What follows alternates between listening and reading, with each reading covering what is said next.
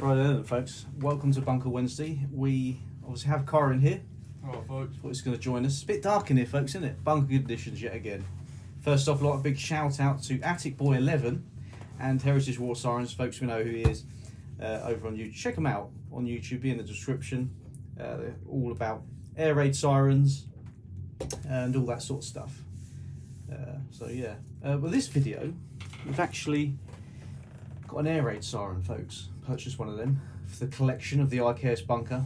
Certainly getting there, Karen, isn't it? What do you reckon? And this is, what do they call it? A Secomac Type 447 hand cranked air raid siren. This one's actually dated 1963. The original crate's over there, which is stacked away on the shelf. Lovely there. It's all perfect, like it was meant to happen, isn't it, Karen? Yeah. Actually nice. Let's have a look at some of the information about this air raid siren. Produced by Service Electric Company Limited, trading as Secomac, Stanmore, Middlesex. First introduced around 1945, the Second World War. And this peak in production during the Cold War. So Royal Observer Corps had these sirens, folks, in their crates. I think fire stations and police stations and stuff like that. And pubs, rural pubs would have had these to alarm the local population. So, yeah, which is quite interesting. It's nice to have such a lovely piece of history. Can the camera see it? Yeah, can that one. Two multi-camera going on here, folks. Here we go. Design and operation. Hand cranked mechanism siren. So it's hand crank. It's got to be done in a certain way. It's an arrow on it. So when you do it, it does it in a... I think if people say if you do it the other way around, it damages the cogs inside. I've had it apart, checked the inside, no damage at all, folks. Absolutely mint condition. Really excited about that. Mounted on a steel tripod stand. It can be taken off, put upside down, put in the crate. That's how it's put away. It's quite cool. Generates sound via internal rotor and circular horn grill. So yeah, inside that rotor spins. The cogs are actually there's big ones and small ones, which generate the super speed. You'll get quite slow on the cog, but the inside is going faster, like a push bike and gears. Generates sound. Yep. Some variants include a shutter to produce a warble tone, warning attack. I think that's this. So you can shut the sound off, sound on, sound off, like for black warning and stuff like that, fallout. It's just quite cool. No electricity required, folks. This is entirely manual. Absolutely lovely. If you've seen like the videos and the RSC posts, like holding the ground and stuff like that, you can see him using that. Sorry, it's quite cool.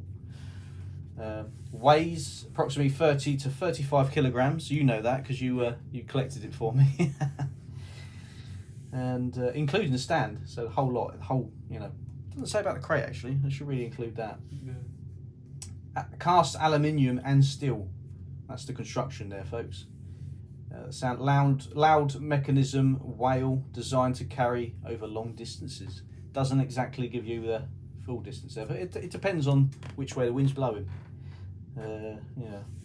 Heritage War Sirens was up Western Knights Open Day the other day. It's on the Sunday. He's up there with his sirens and that. I don't know, it wasn't a mile away, but we was fair distance away near Calgate Steps, and he was doing it on every hour, and he set it off, and you could hear it in the distance. I might try and add the audio into this. So let's see what I can do, folks.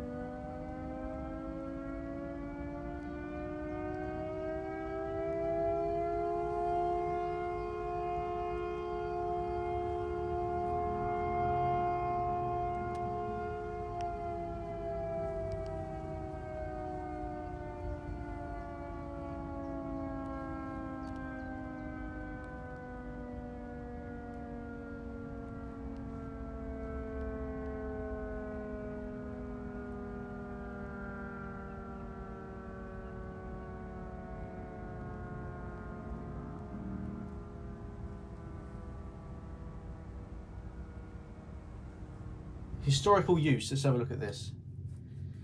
Deployed by ARP Wardens, Second World War.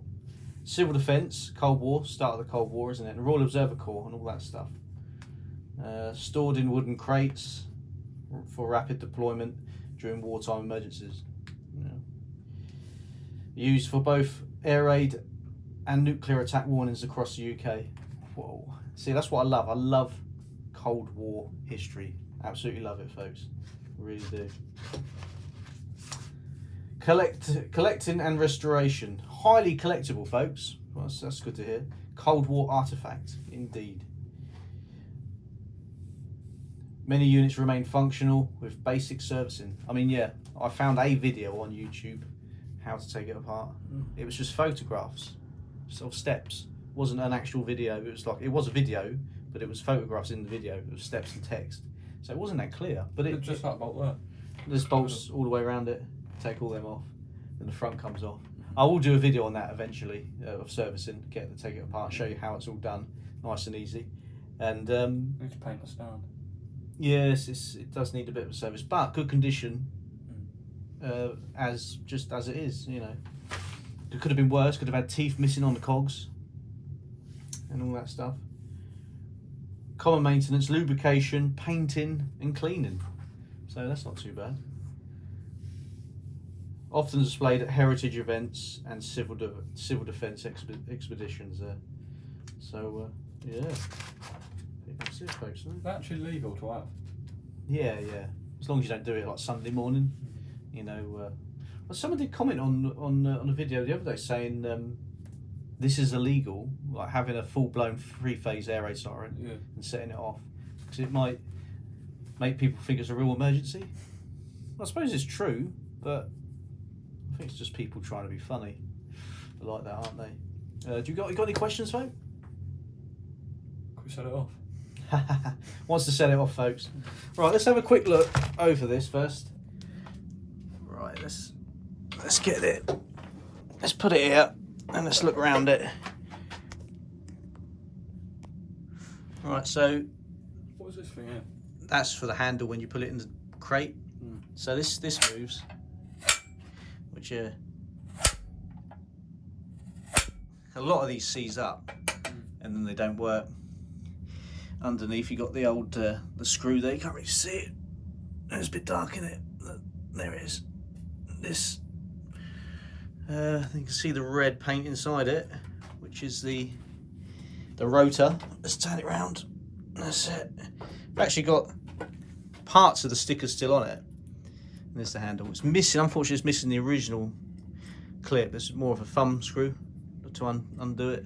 It's missing that, because that's what that chain would have originally attached to. But that's all right. I've seen a few that have been like this, so I think they get lost over the years. Serial number, stickers. I want to try and replace the stickers at some point. I think that's something to do with lubrication, possibly. If anyone out there wants to do a bit of give us a shout for that one. But yeah, undo all these bolts. That front comes off, even with this.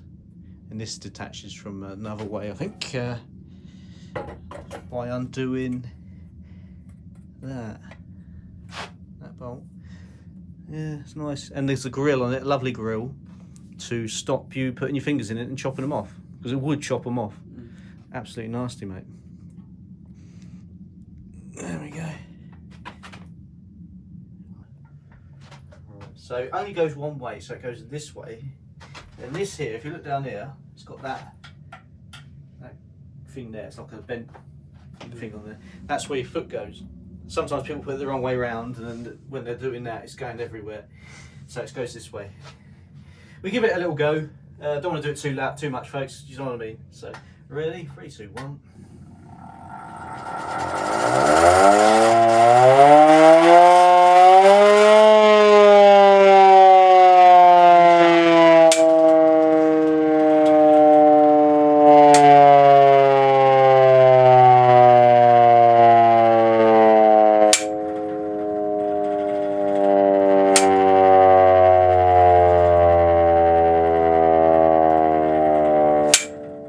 Lovely sound, and you just let it wind down on its own.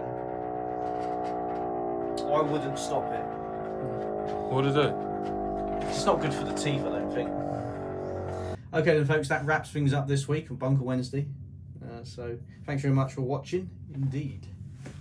Don't forget to check out Attic Boy 11 and Heritage War Sirens. He will be down in the description. Well, both of them will be down in the description, folks. Check it out if you're interested in sirens and Cold War memorabilia and equipment. They've actually got some great videos on that. So, collectors, folks. That's what they are. They are collectors of the Cold War and World War II gear. So, yeah.